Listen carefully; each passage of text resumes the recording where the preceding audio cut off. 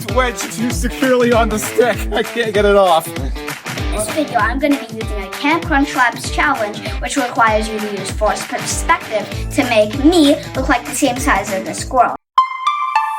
To show forced perspective, I am going to shrink myself down to the size of a squirrel so I can have a picnic with them on this tiny little picnic table. So, let's go.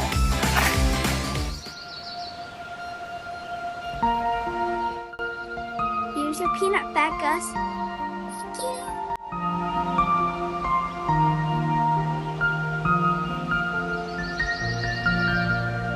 It's not really magic that we use to make this happen.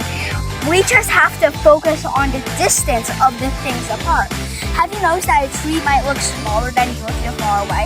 I'm going to be standing on that bucket over there to make me look about the same size as a squirrel. Stay tuned to find out more about how we did it.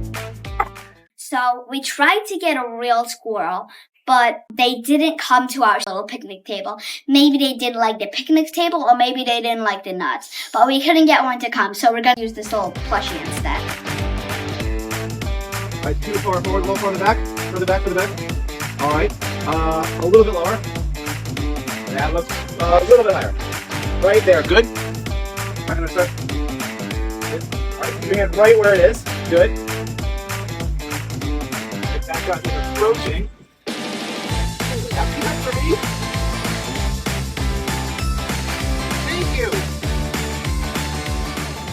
Hey, it's Lisa again, back from this video. This squirrel is very special to me because it got signed by Mark Rober at Open Sauce. Open Sauce is at San Francisco, California. I got to a place which sort of acts like Crunchlabs, but in tinier form, where I got to see the giant coin spinner and the glitter bombs, if you know what that is, and like a bunch of other stuff. And he actually brought to Open Sauce. He even brought the vortex cannon. It was just great.